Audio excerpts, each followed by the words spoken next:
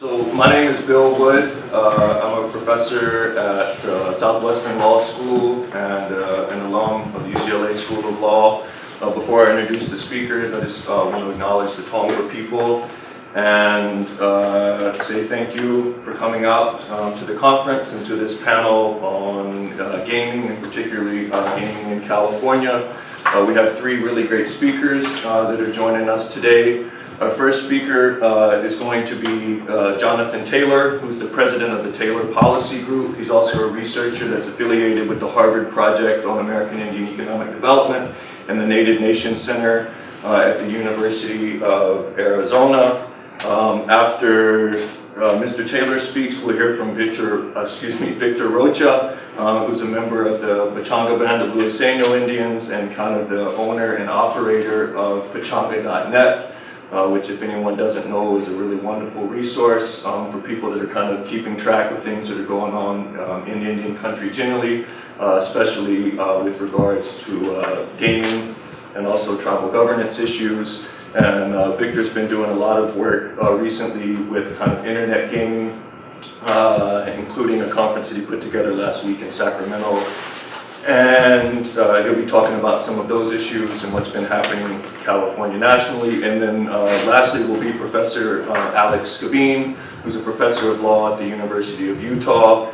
And he, before being a professor there, was counsel to or deputy counsel for the Indian Affairs for the United States House of Representatives Committee on Interior and Insular Affairs.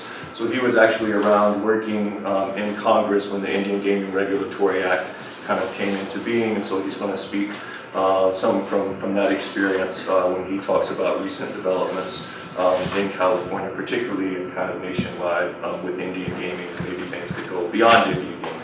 So with that, I'll turn it over to Jonathan Taylor. Thanks.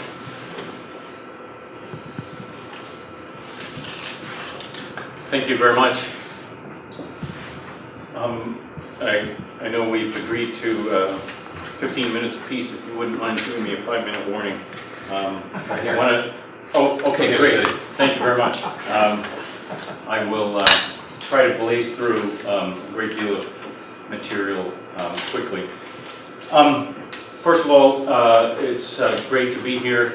Thank you to the UCLA Indian Studies Center and to Randy especially for the invitation to speak here. I'm going to be talking to you about some research that is very close to completion that Randy and I are doing with Kate Spildy. This is research that's funded by the Sikwan Institute on Tribal Gaming at the Robert Payne School of Hotel Management, Hospitality and Tourism Management at SDSU. And the three of us are grateful for that support. What I want to talk about is a California rendition of a data book that we've made of change on the reservations from 1990 to the present. And without getting into too much of the gory details, this is an update of some prior work that Randy mentioned in the introduction to Joe Cult's talk that Joe Cult and I produced. And we start with the observation that American Indians on reservations, this dotted line here, are the poorest group in the census when you look at all the ethnic groups that are identified in the census. There are no doubt groups of people that are poor in the river delta, in Appalachia, and so on. But it's really quite remarkable the change that we see from 1990 to 2000. And this data book is a project to look at what happens from 2000 to the present. You'll see in all of our charts, we refer to the most recent observation as 2006-2010. And the Census Bureau has made life difficult for us. We have to take a 5-year average. And that makes some of these comparisons a little dicey. They have to be made with caution. And we'll get into that in a second. Those of you who are familiar with gaming in California know about the process, the very arduous process tribes went through to get compacts. And that's evident in the number of facilities sort of rising and then plateauing in the mid-90s.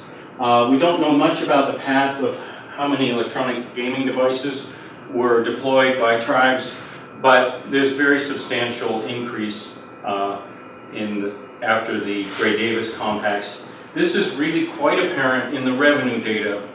The National Indian Gaming Commission has a region for California and northern Nevada. It's not purely California, but you can see very rapid change.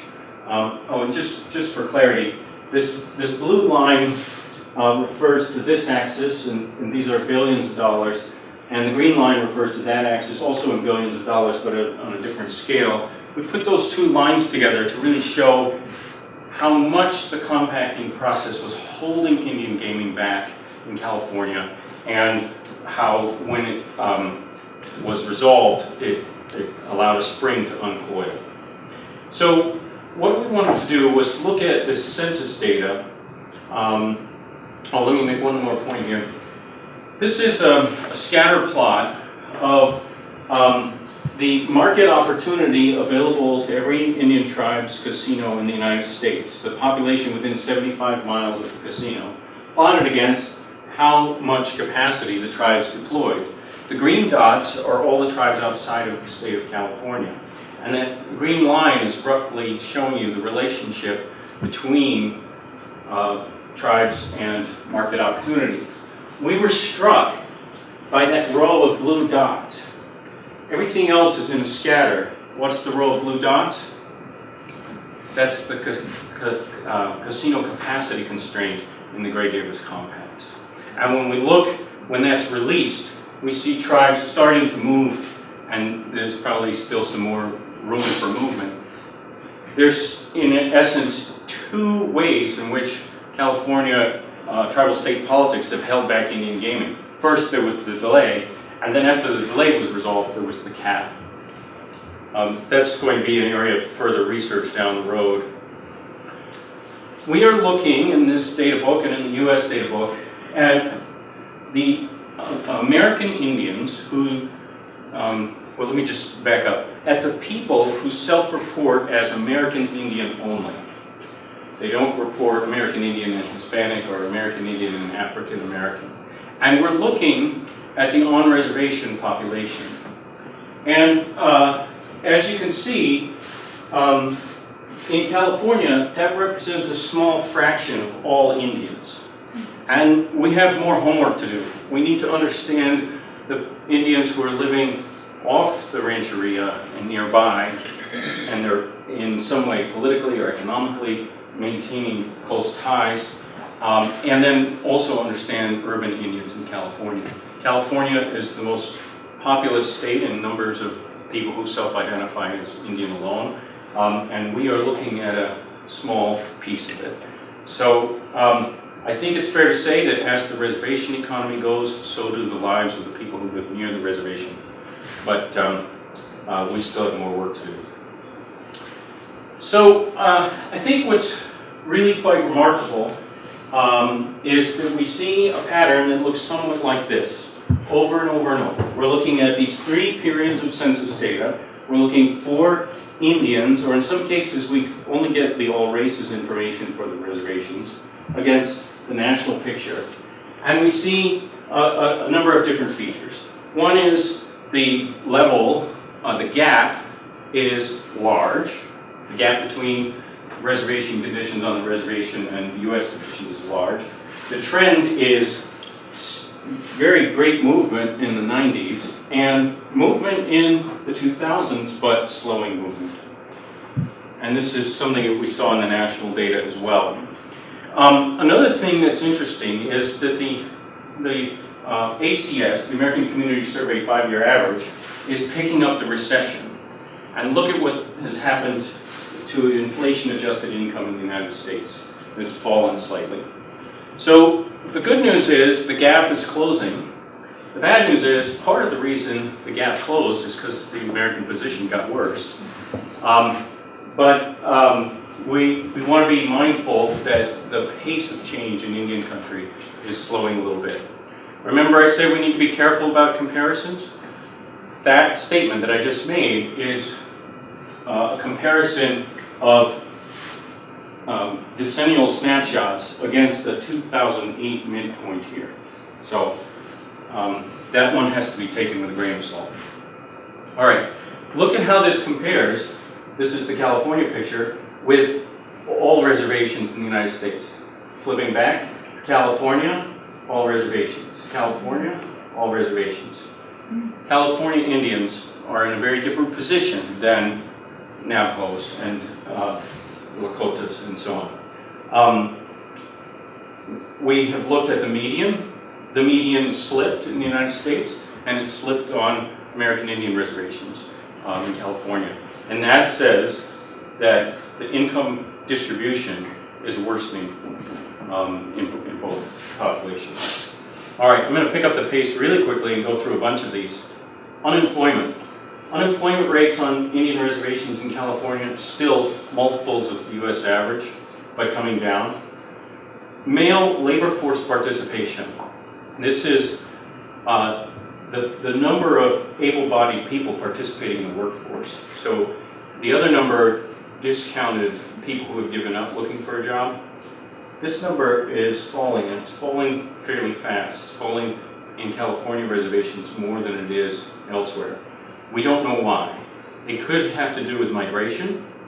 It could have to do with sociological factors about the change of the nature of work. Men tend to be attracted to professions that are different from women. The interesting thing is, like female labor force participation is rising in California Indian country. We looked at the sectors of employment. So who's working in government, who's working in nonprofit, who's working in private, and who's working in the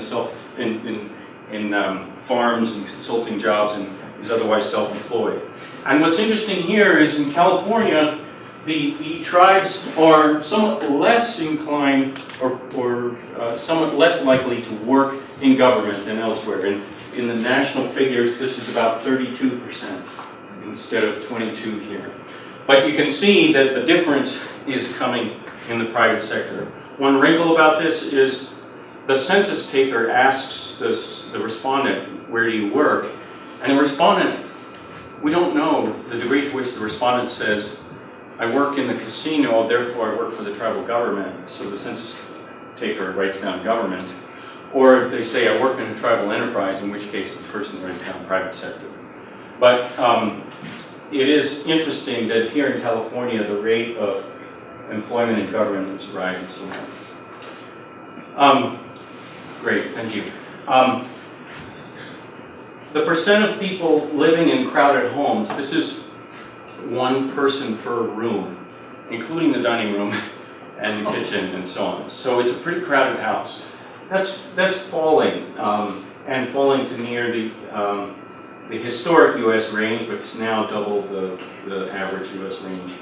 The number of college graduates or more rising. It's a good sign, but still a ways to go to catch up to the United States. Again, we don't know exactly here. Absolute numbers or percentage? So this is the percent of adults who are 25 and older. So it's all adults, not just the ones who just recently graduated. So if we take all these statistics together, and I'm sorry this is a little bit faint, but they're rank ordered by the ratio of the California Indian reservation statistic to the US. And here would be a ratio of 1, of parity, of equality. What's interesting to us is that almost all of these ones where tribes have not reached parity, those aren't such good things. They are good things generally to have in your society. And the ones where they exceed, they are a multiple of the US average, are generally things that we would like not to have. So the pattern in California is that those dots are moving closer to the line, but there's still a way to go. So We also looked at the census tracts that were near reservations. And I was talking to Thad last night about some of the interesting things you could do. We measured the change in median income and the change in per capita income over the whole span of our data, 90 to 2010, within 5 miles, more than 5 miles, within 10 miles, and so on.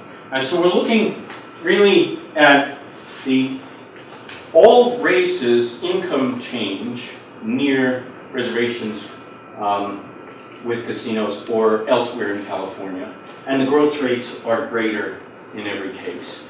Correlation, of course, is not causation, but this is consistent with a story of Indian reservations having businesses that aren't available elsewhere in the state and people driving out of their way to go visit those businesses. So finally, I want to finish by going back to the slide that I showed you. I think an interesting direction for our research that will probably be done this year, knock on wood, is what did California lose with this delay? You can see in some rough sense what the tribes lost in this gap. Remember, these are not the right scales. We're looking at the slopes, and much more work needs to be done. But what, importantly, did California lose in those tracts that are near the Indian casinos and outside the reservation? Because those income gains went to non-Indian Californians. We'll have some question and answer at the end of the 3 talks, so look forward to it. Thank you very much.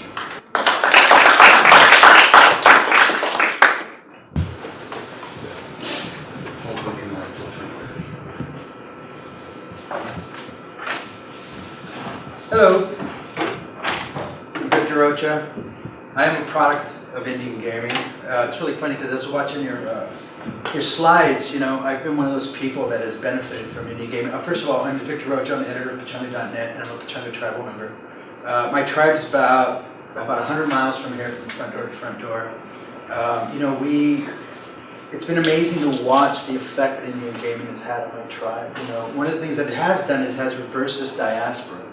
You know, the way we spread out. My grandparents left the reservation, maybe 80 years ago, or something like that. And it's been wonderful to watch the effect that Indian gaming has had in California.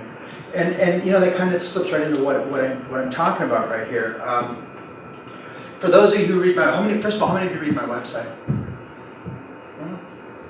So what I do is I started 15 years ago when the tribes were getting involved in gaming to legalize it in California. I jumped on the internet to try to make sense of the issues that were going on, and there was no resource at that time that focused on Native American issues and Indian gaming issues. And so I created that resource. And what I do is every day I aggregate news and articles about Indian gaming, because I come from a gaming tribe. But then as I started seeing all these stories on water and land and stuff. So I started grabbing those and putting them in one spot. And then I wanted to see the effect that Indian gaming has on commercial gaming as it grows and as it has grown. So I focus on that too. So basically my website's done in 3 segments, and it's updated every day, 7 days a week, 365 days a year for 15 years straight. So this is what I do, and this is who I am. You know, what's interesting about California right now is, and this kind of ties into what John was talking about, is, you know, Indian gaming. If you look at what happened right now, Indian gaming is a $28 billion industry, and during the collapse during 2008 of our financial system, pretty much, commercial gaming went right into the doghouse. And Indian gaming, if you look at the numbers, it actually did really well and held its own, which was really remarkable, you know what I mean? Because who would have thought that the tribes would create something that generates so much revenue, and all of a sudden it's learning to stand on its own? Because it seems like, you know, the story of Indian country is we create something and it gets torn down. You know, we build something and it gets destroyed, and that's, you know, and that's still happening. But here the tribes have created this incredibly successful commercial enterprise, and they were succeeding. Now, one of the things that's happening, and Jonathan kind of touched on it briefly, is that Indian gaming is plateauing. you know, they're not, it's not growing as fast as commercial gaming. And this is a concern for some. But what it's done in California is that, you know, for the last 4 years, there's been talk of internet gaming in California. And 2 weeks ago, exactly 2 weeks ago, 2 iGaming bills were introduced in the legislature. Assemblyman Joan Sawyer introduced AB 2291 and Senator Correa introduced SB 1366. What's interesting about this is these are 2 tribal groups pushing the same bills, but through 2 different vehicles. And what's interesting about this is that in California, the tribes are in the driver's seat on the issues. They set the agenda, they set the tone. In the rest of Indian country, the tribes are always either playing catch up, they're not at the table, and they're always, you know, one of my big issues is this real patronizing attitude that the government sometimes has towards Native Americans, which is, don't you worry about it, we're going to take care of your best interests, and when we're done, you're going to like this legislation, and don't you worry. And it comes from Republicans, it comes from Democrats, it isn't either side, it's just that's the way the game is stacked against us.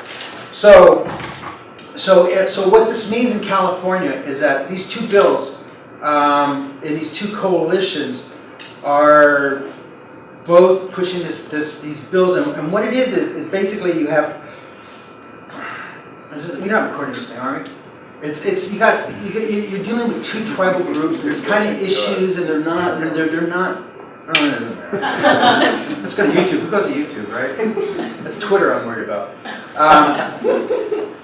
You know, there is a difference in opinions, but they're not that far apart. And I presented a regulatory and a taxation symposium last week in Sacramento. And it was great to hear the tribal leaders saying, listen, we want to sit down, we want to move forward, we want to talk about these issues. And you know, it's unique in the fact that the tribes are starting to pursue commercial endeavors off the reservation. They are starting to move beyond IGRA, which I'm really excited about because, you know, if you stay on the reservation, you're going to limit your growth. And listen, there's nothing wrong with that. That's what we fought for, that's what our parents fought for, that's what our grandparents fought for, was this inherent sovereignty that we have. But as the tribes are starting to plateau on the growth, they're looking for other opportunities to grow their businesses. And so far, Indian gaming is the only thing that has really worked at that level. I mean, if you look at John's slides, look at the per capita, per income, look at the education, and you know, I can speak to what happened at my tribe, Pachanga. You know, it's pretty phenomenal. You know, you don't get to participate if you don't graduate high school. And you know, one of the things that I love about the tribes, and I don't think people really give it enough credit, is that, you know, there's a lot of, when you have a good functioning tribe with good tribal governance, good tribal participation, you're going to have this thing where everybody wants the other person to succeed because we're doing this together. And in Pachanga, the way that works is that you see the people pushing the next generation to go to college, get your education. This is very, very, very, very important. So in California, these 2 bills, the tribes they're talking, they're just beginning discussions again to find this common ground between, just for sake of argument, it's called the Pachanga Group, and let's call it the San Manuel Group, okay? Because these are 2 very, very powerful tribes. 2 tribes that have had a history of working together, who just have, in my opinion, just a little temporary disagreement, and eventually they're going to come together. Now, what the tribes understand is that this window of opportunity is closing. You know, but you know, this is typical for any country. You know, we get each other, we butt heads, and then, you know, we wait until the last minute to figure things out, or we don't. And so, but in California, the tribes understand that it's very, very important for them to get in front of this issue. You know, the differences between the bills are basically, they both, now here's an interesting thing, they both legalize iPoker. Now what the tribes have done in California, they have not focused on iGaming. Now they don't want slot machines on the internet, they don't want people to play roulette on the internet, and the reason why is, why would you create this place where people can go gamble when you have a brick and mortar casino. And right now, the big issue for the tribes and why they're taking their time to understand it is like, what effect is iPoker going to have on the brick and mortar casinos? And this is a very, very, very important question. And as Chairman McCarl said the other day, and also Chairman, he's my cousin, so as Chairman McCarl said the other day, the tribes in California would rather not have online gaming. But since it is going forward, they understand the need to get in front of this issue and to control the issue. How much time I have left? Sorry, I actually put my timer on the side. I'm 6 minutes. So that is really important. Now, it's interesting from the rest of the country, the tribes, they're looking at it, but some of them are hamstrung because how do you get iGaming off the reservation? Do you open up IGRA? And as we know, and I'm sure Kevin will tell you, that there's a lot of tribes that are firmly against that. They don't trust the legislature, and they don't want to open up IGRA. They don't want to ruin the good thing, the one thing that has really worked for some of them.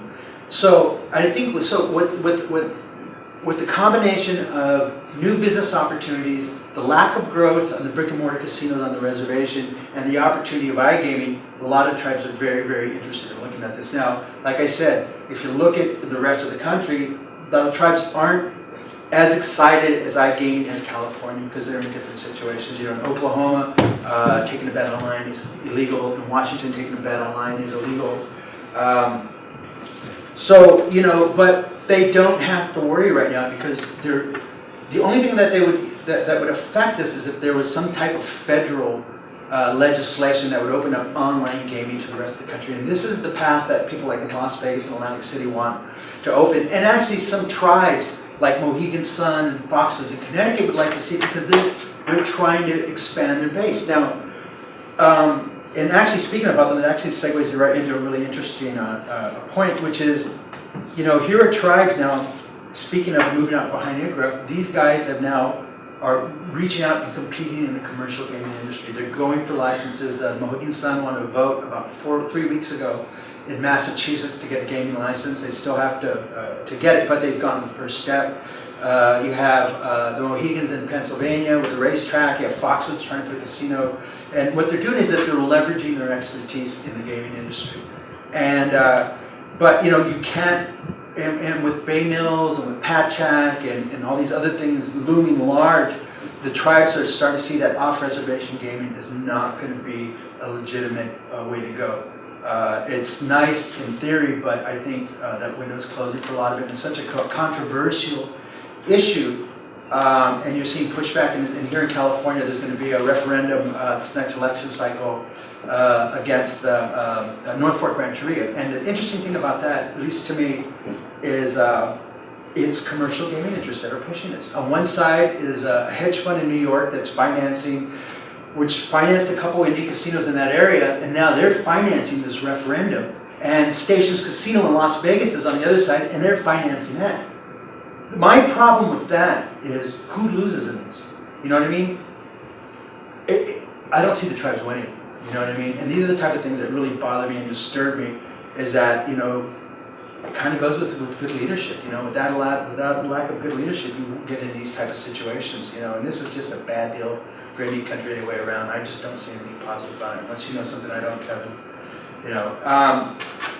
So like I said, this is a California issue. The rest of the tribes in the country really don't have to worry about online gaming right now because until they're ready.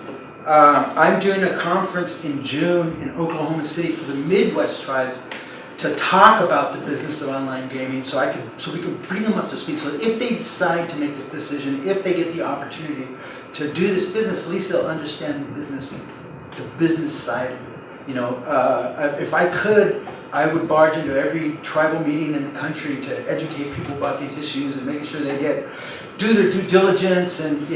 But obviously I can't do it. So the best thing I can do is put these conferences around the country to try to get the tribes and educate them. So, in a nutshell,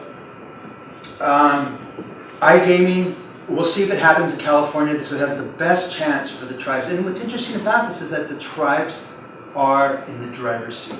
They are not reacting, they are acting. And I think that's a really, really important to differentiate the difference, because Indian gaming is the only thing that has really worked, and it's very important for the tribes to protect it. So I hope I gave you basically a brief description of what's going on. It was a nutshell. If you guys want to talk, email me, victor@pachanga.net. So thank you very much, okay? So, I'm working on a paper that is called Risky Business from Indian Reservations, Internet Gaming, Payday Lending, and the Future of Tribal E-Commerce. So last week at ASU, I gave the speech on payday lending. This time, I was going to give a speech about internet gaming, but I was asked to really talk about Big Lagoon and some of the recent California cases. So, I'm Alex Skibine. I'm still Alex Skibine. I was one of 3 people that drafted the first Indian gaming bill for Mo Udall. That was the first congressman that actually introduced the gaming bill, and eventually, after many debates, and we had IGRA. Okay, so here the talk is how will California court resolve upcoming issues relating to internet gaming. So first, let me talk about what the issues are likely to be. Okay, and what I'm interested, I'm an Indian law professor, I teach other things, but Indian law has certain doctrines, certain principles, and the doctrines have been long established. And the question is, when a new medium comes into play, like the internet, how are those doctrines going to be adapted to this new medium? So here, it's IGRA, okay? And so I have there's 4 issues. First is, does IGRA apply to internet gaming? And this will depend whether internet gaming is located on Indian land or not. You have some, like an influential person that basically wrote this law review saying it's not located on Indian land. So that's it. I'm not so sure that's true. In effect, IGRA, the internet gaming is located at least partly, if not mostly, on Indian land, which means that that IGRA could apply. Okay. So, by the way, the way it works obviously is the tribe operates their internet gaming from a reservation, and then somebody outside then places a bet, and the bet then is accepted, on the reservation. Issue number 2. Can internet games be easily classified as Class 2 or Class 3?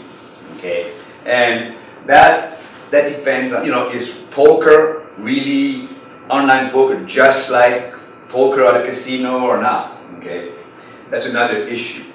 Number 3, can internet games be integrated into existing compacts without amending such compacts? So, the games you play online, they're games, they have names, and therefore they technically are provided by those compacts. Does the fact that internet is the medium, will this change so that the state would demand to amend the compact? Number 4, can tribe take bets from out-of-state players without negotiating new compacts? So obviously, IGRA was not written with this in mind. Right now, internet gaming is legal in Nevada, in New Jersey, and Delaware, surprisingly. So, it may grow. So, and I think that California is the next big one. So, can tribe in California be able to take gaming in Nevada, from players in Nevada, without signing a compact? By the way, there is an interesting case out of Washington, where Washington basically outlawed all internet gaming, and the Supreme Court of Washington said that it was legal, it was constitutional for the state to do that. All right. So then, skipping over number 5, number 6, if IGRA does not apply, can tribes enter into agreements with state? So now, let's say IGRA does not apply. So here, the issue actually is, can a tribe, enter into a jurisdictional agreements with a state? And some people see this as, well, tribes are limited sovereigns. Really, the issue in my mind is not the tribal side, it's the state side, because of the Commerce Clause that gives Congress plenary power, or give Congress the power to regulate commerce with Indian tribes. It does not give the state the power to regulate commerce with Indian tribes. So in effect, there would be what we call, in constitutional law, a dormant Commerce Clause issue for, the state to come up and making agreement with Indian tribes without federal approval. So if IGRA does not apply, then there is, besides this, there's three more issues.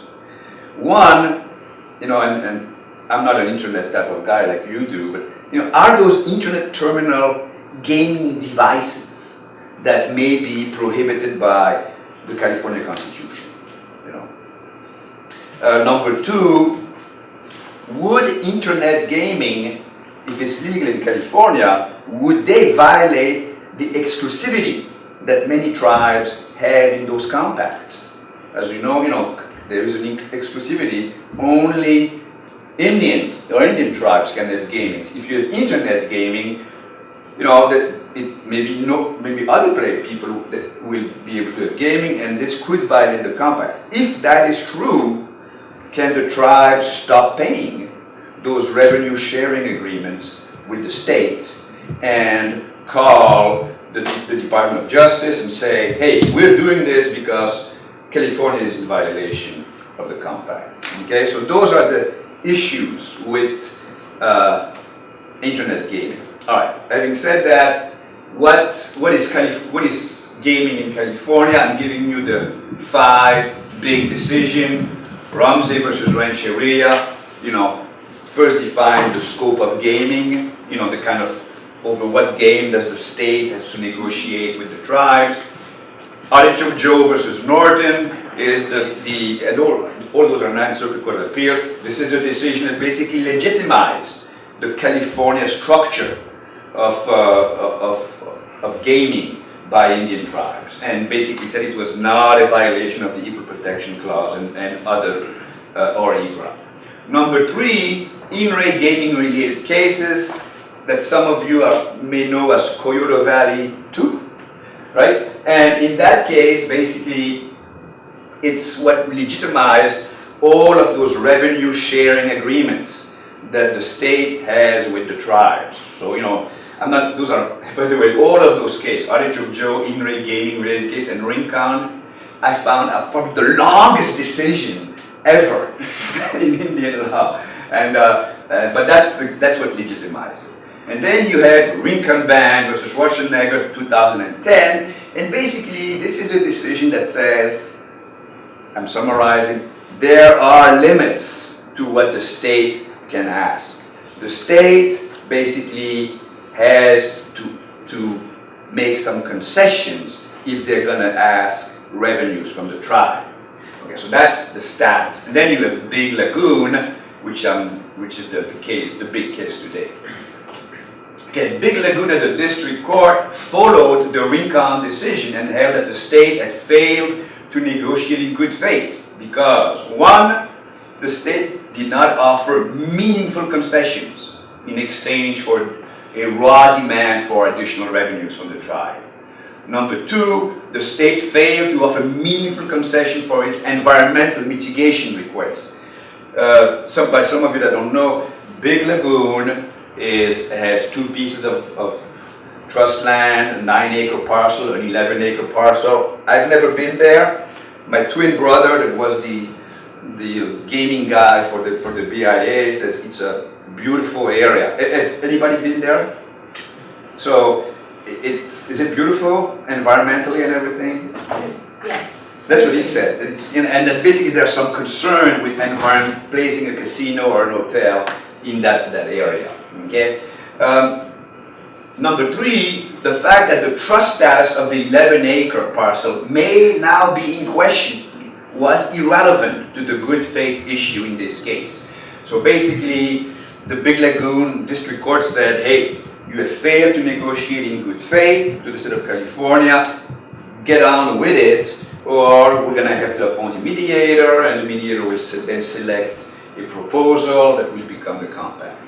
All right, Big Lagoon and judicial shenanigans. I just wanted to use this word. But this is at the Ninth Circuit. Okay, so what is the holding? The holding is that the tribe can only ask for good faith negotiation if it can show that it has jurisdiction over specific land where gaming is proposed to be conducted. So what are the major issues? So they basically overturn the district court and they say, hey, the state does not have to negotiate because the tribe has not made that showing. And the major issue is, first, does EGRA mandate this holding? Number two, is it too late in the game for the state to challenge the status of the parcel of land? Because, by the way, that was done in 1994. Okay, so we're now 2014. So it may be the statute of limitation. Number three, was the tribe under federal jurisdiction as of 1934? And of course, the court basically, to three-judge panel, basically said that this tribe was not under federal jurisdiction as of 1934. Therefore, the BIA was without any power to do that. So what is wrong with the decision? Well, just about everything. Number two, they invented the law as far as the language. So what does the statute say? The statute basically said that a tribe can ask for negotiation. It says any Indian tribe having jurisdiction over the Indian lands upon which a Class 3 gaming activity is being conducted or is to be conducted shall request the state to enter into negotiations. At the time the state failed to negotiate, the tribe did have land in trust and they were exercising jurisdiction. That should have been the end of the game. Okay, that was in effect what the dissent in the Court of Appeals said. Number two, inventing the fact, and this is probably the most ridiculous thing that happened with that district court, that Court of Appeals. There's two parcels, a 9-acre parcel and an 11-acre parcel. Everybody concedes that the 9-acre parcel is legitimate Indian land. The tribe, this tribe has gone through a long history about where to locate the casino. At some point, there was a proposal to locate it in Barstow. Is that how you pronounce it? Barstow. Barstow. And so it's a long history, but the tribe never said, we will only locate the casino on that 11-acre parcel. The Court of Appeals ignored this the existence of a 9-acre parcel and focused completely only on the 11-acre parcel. Number two, inventing the fact, the statute of limitation.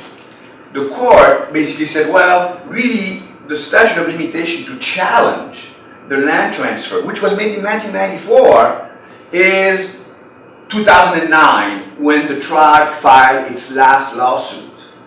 But in effect, the land was transferred in 94. The first tribal request for a compact to the state was in 1998.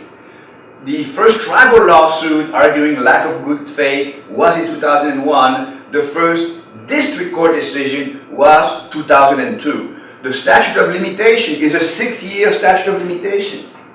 How can the court come up with this 2009 when the state knew, at least as early as 1998, that this was a potential site for gaming?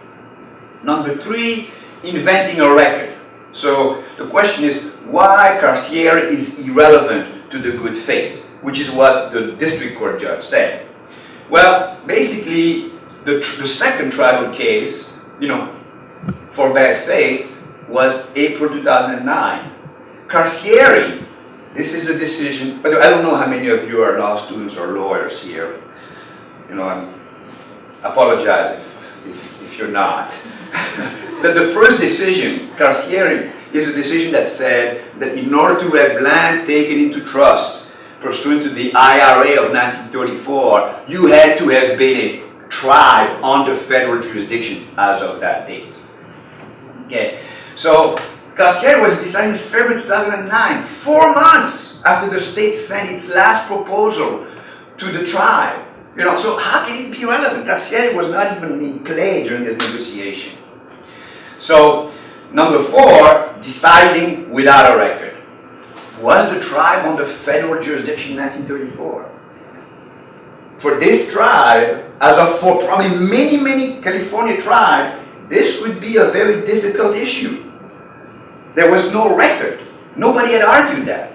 So this judge said, well, you know, it's a very difficult question and probably beyond us to decide, but I noticed that in 1934, there doesn't appear to have been anybody living on the tribal reservation. Why he says that? I don't know. He seems to declare that. You know, but sometimes, you know, the Indians, maybe they were hard to see. Or maybe people, you know, didn't really make an inventory. So, but he just concludes that there was no Indian, so they couldn't have been under federal jurisdiction. Anyway, so that's the case. So, other questionable ruling, you know, obviously is, does the court have subject matter jurisdiction to question the 1994 fee to trust land transfer when IGRA mentioned that the tribe can file a lawsuit asking the state to negotiate in good faith? And number 2, is it appropriate to question the legality of the 1994 fee to trust transfer without the federal government's presence in the lawsuit? In other words, should the U.S. be an indispensable party? They're the one that transferred the land in 1994, and here the argument is that shouldn't have been done, and the United States is not in the lawsuit. So, obviously, why is this not happening?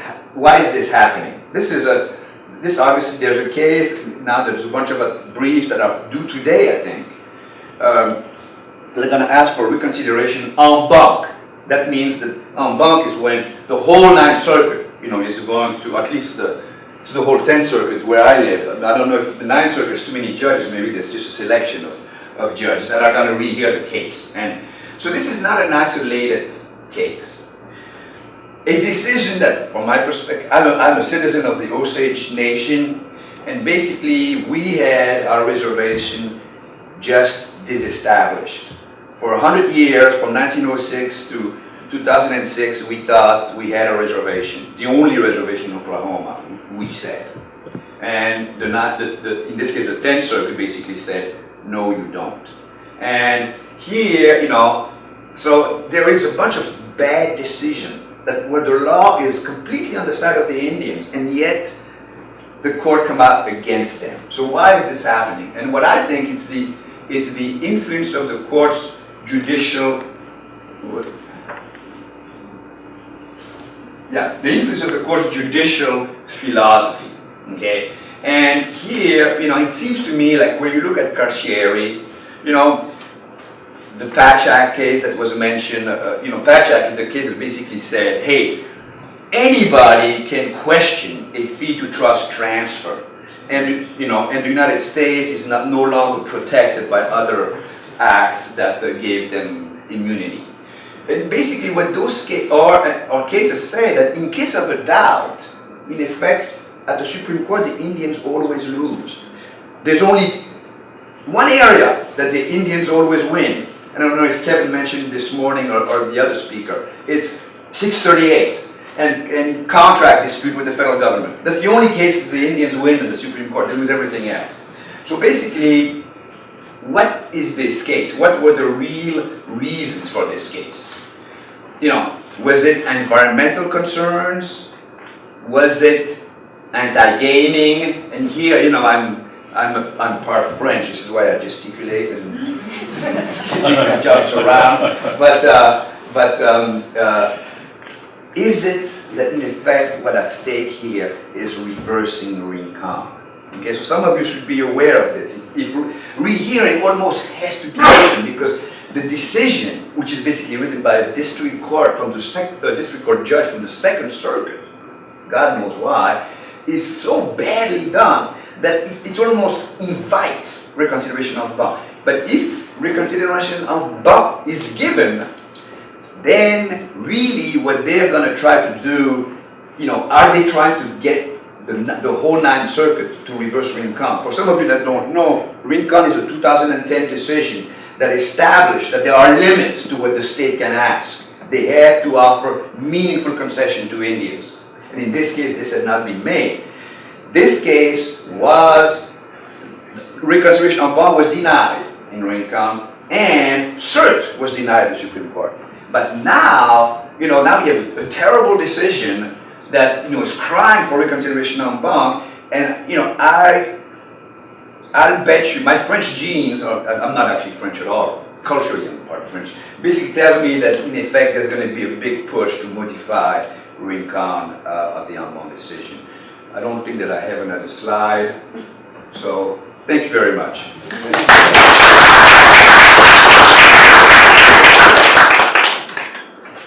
Thank you very much, Alex and Victor and Jonathan. And so now I'm going to resume my job as moderator and field questions from anybody out there. Such an important panel. So I'm really happy that you talked about Big Lagoon because my family actually works for Big Lagoon, so I'm pretty they called me to tell me about what was going on, and my question really is I think one thing that happened with the judge, because I read the decision, is that he doesn't, in my mind, know anything about California Indian history and what happened to California Indian people and why there would be periods of time where there were no California natives living in certain areas, like genocide or hunting parties, or especially when you're talking about Humboldt County, where it was legal to kill Indian people if they were in places they were not supposed to be. And one thing that's very interesting about that case is that the judge makes a point to bring up, almost challenging the identity of the current Big Lagoon Indians. Absolutely. They can't be Absolutely does that, yeah. And sort of saying that because they're not claiming a blood relationship to the original person who was named as the Big Lagoon Rancheria, that they can't possibly be Big Lagoon Indians because they're not blood related to him. As if then suddenly... He doesn't rule on that, but he does intimate that. Yeah, he just says that in this decision. Yeah. One thing that I've heard floated by people is this idea of well, what happens now? And I know we have Victor here, who I read your website a lot. But I wonder how current gaming tribes are sort of approaching this. What do we do with other tribes that are coming up against California really stagnating and not going into good faith negotiations with tribes, but instead trying to challenge these tribes from, because I know it could be this, we're protecting ourselves from competition, but at the same time, how you sort of approach other California Indian tribes trying to do this. Well, like I mentioned, the North Fork Rancheria referendum, which is tribe against tribe, commercial endeavor against commercial endeavor, and most of the tribes. And here's my take on it. I think, and this is a really honest answer, so please don't let it others from turn it off.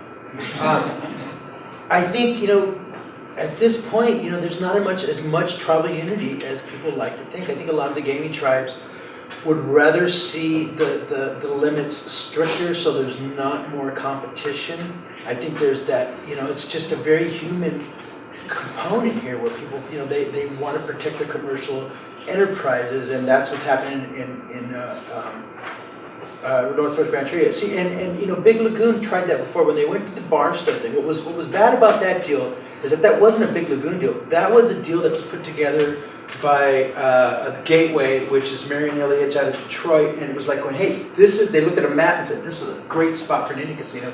They got a tribe, Los Coyotes, down in Southern California, and they got Big Lagoon up in Northern California, and they said, this is where it's going to be. And all the tribe, San Manuel was very, very adamant that no tribe outside their area was going to be putting a casino right there. So a lot of tribes are very territorial, but when they finally get the gun to their head, that's when they come together. So most tribes, as much as I'd love to say, oh, we're all together, we're all marching in the same direction, I don't see that. I think sometimes, tribes, they'll only move together in concert when a gun is in their head. You know what I mean? That's just human nature of it, I wish I could say we're more native and we lift ourselves up and help each other, but that's just not the case. It does happen, but it's just, I think, overall, so to kind of answer your case, you're seeing Big Lagoon being mentioned everywhere, just like you see all Patchak and Carcieri. It's they understand this is part of the discussion now. And what Alex said was just very illuminating to me about Rincon and the process behind it too, because you can tell what's happening. And that's basically any way they can do to chip away sovereignty, anything they can do bit by bit to keep the tribe. And like they said, they mentioned one piece of land without mentioning the other. So they're obviously very focused in trying to take these guys out.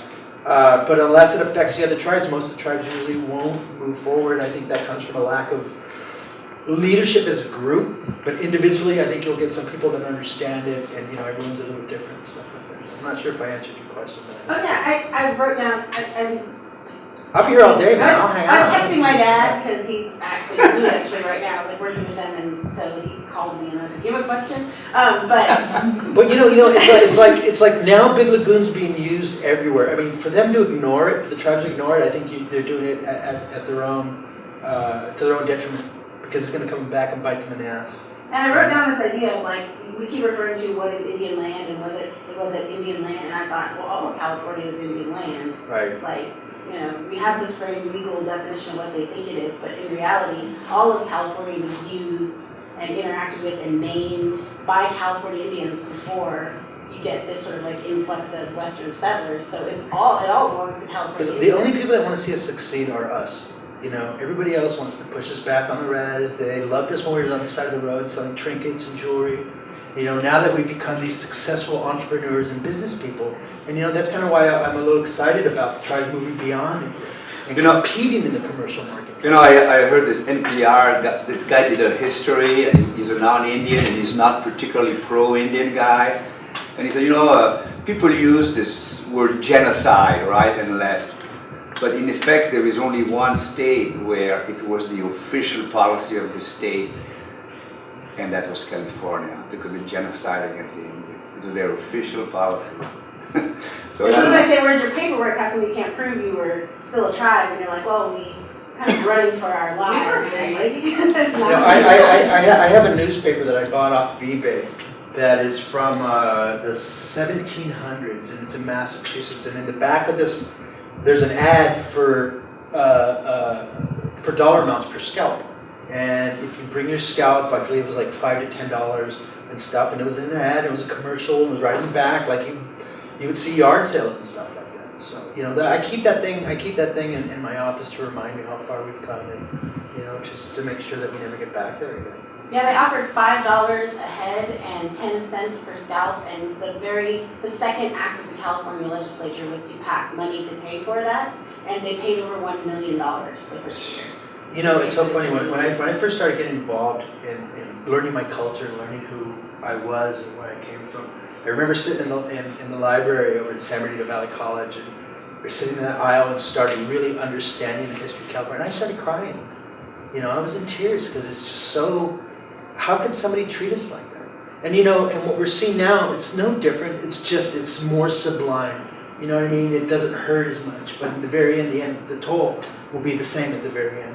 And it makes a difference, because when I read his decision, I was like, he knows nothing about what was going on and why. He just says, they just disappeared for 10 years, so they must not have been a tribe anymore. But the scary thing about that is how do we seek redress? You know what I mean? Even though it's obviously going to be a very bad written, judgment from a judge who doesn't understand, how do we seek redress? You know what I mean? Then you're in the system. Oh, Kevin, there you go. Well, let me ask a question, because I think that I would love to hear the panel's thoughts on whether the Big Lagoon case will spur a Kacheri fix in Congress.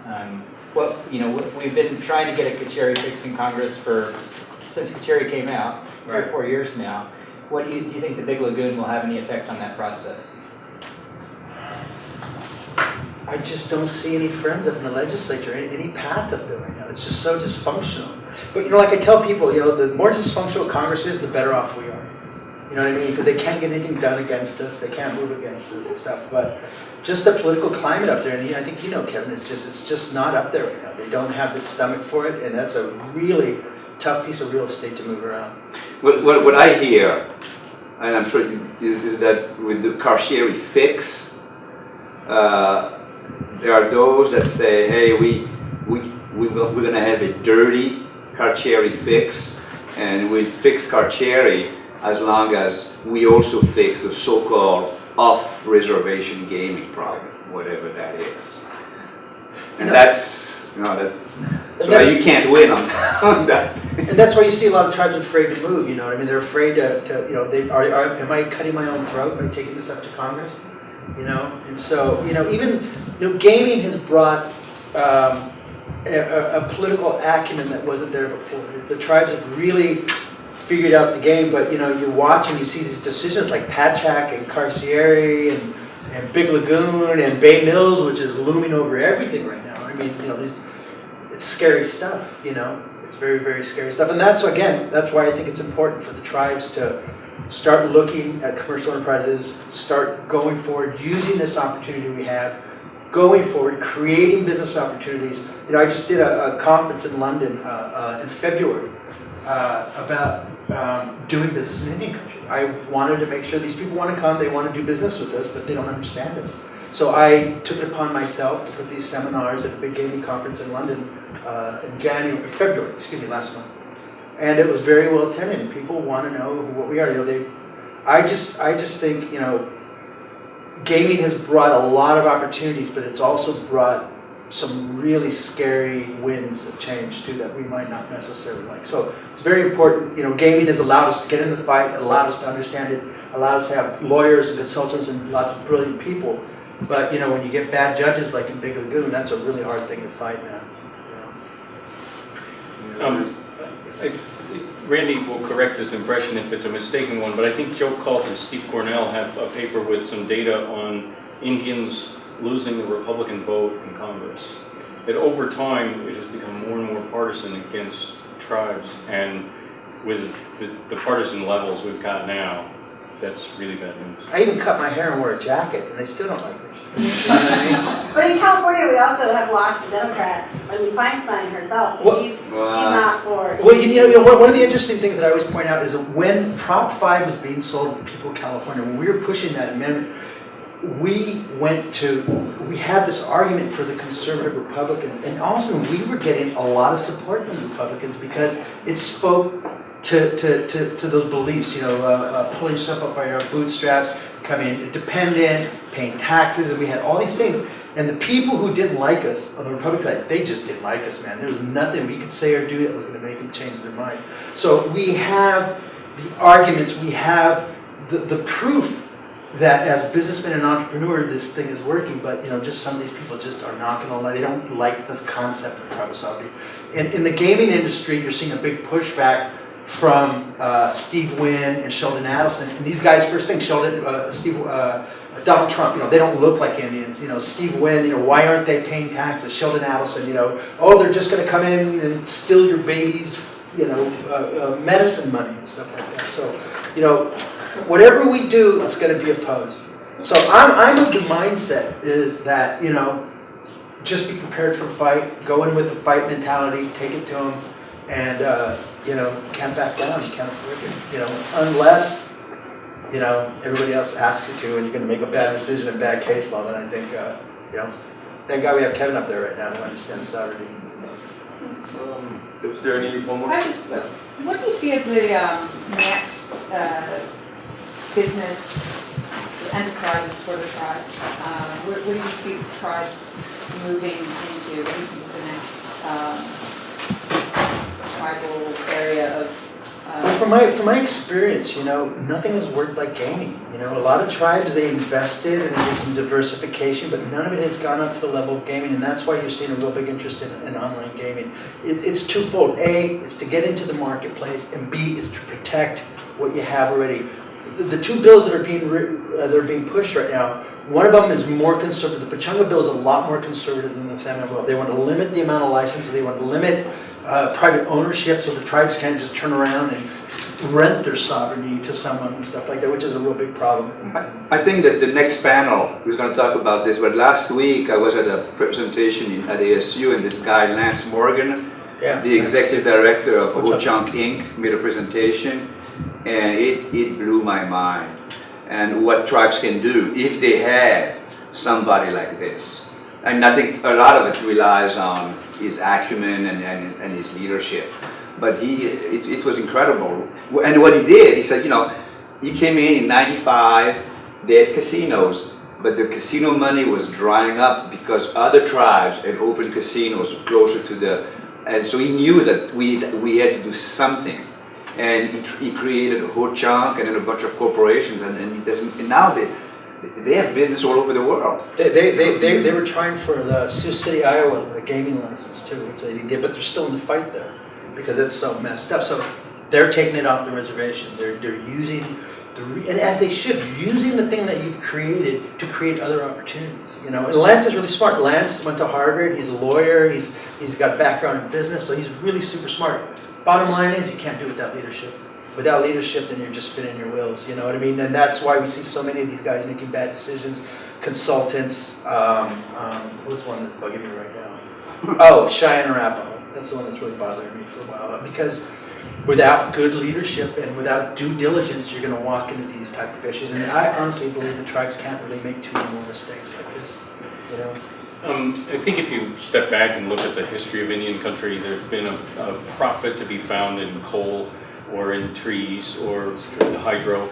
And then after a while, the tribes, with the encouragement of the BIA, figure out bingo, and there's profit there because there's not a lot of competition off the reservation and so on. There's fat in tobacco and in procurement as well. And Lance Morgan was built on procurement.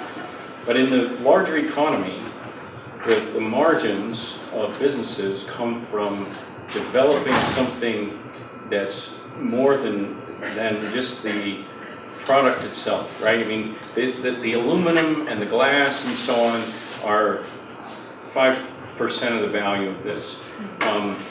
And what Lance has done is he's built up, he's a tribal member, he's got managers who are tribal members, and they now have 15 to 20 years of experience under their belt, and they're making, he likes to say, we make the fastest mistakes in the tribe. And that's how they do it. They look for a little sliver of profit out there, and if it works, they keep it going and they grow it. But it's going to look a lot more like